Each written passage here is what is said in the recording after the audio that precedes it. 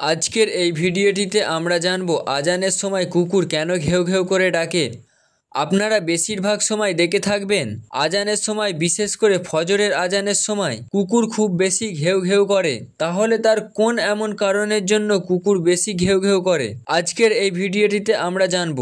এর সাথে সাথে আমরা এটিও জানবো আজানের সময় কোন কোন কথার দিকে খেয়াল রাখা উচিত, মানে যখন আজান হবে তখন কোন কোন কাজগুলো করা যাবে না, আর আজানের কি কি আদব আছে এগুলো আজকের এই ভিডিওতে আমরা জানবো। তাই ভিডিওটি খুব সুন্দর একটি ভিডিও হতে চলেছে, আপনি শেষ পর্যন্ত দেখতে থাকুন। শুরু করার আগে আপনার কাছে একটা ছোট্ট রিকোয়েস্ট থাকবে, ভিডিওটিকে অবশ্যই একটা লাইক করুন, আর যদি আপনি আমাদের চ্যানেলে নতুন হয়ে থাকেন তাহলে একটি সাবস্ক্রাইব করে পাশে থাকবেন।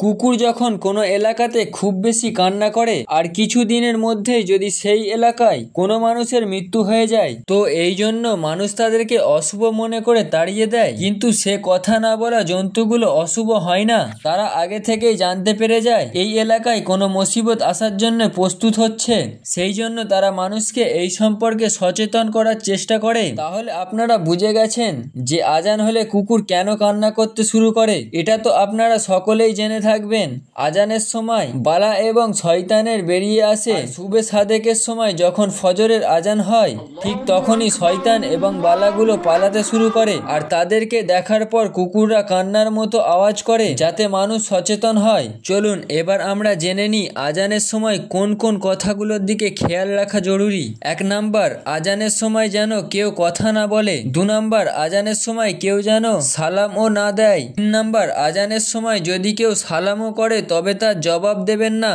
4 নাম্বার, যদি কেউ কোরআনের তেলাওয়াতও শুরু করে থাকে তাহলে সে যেন চুপ করে যায়। 5 নাম্বার, আজানের আদব ঠিকঠাক পালন না করলে আল্লাহর ভয়ানক আযাব তার উপরে আসবে। 6 নাম্বার, আজানকে খুব ভালো করে শুনবেন আর প্রত্যেক কথার উত্তর দিবেন।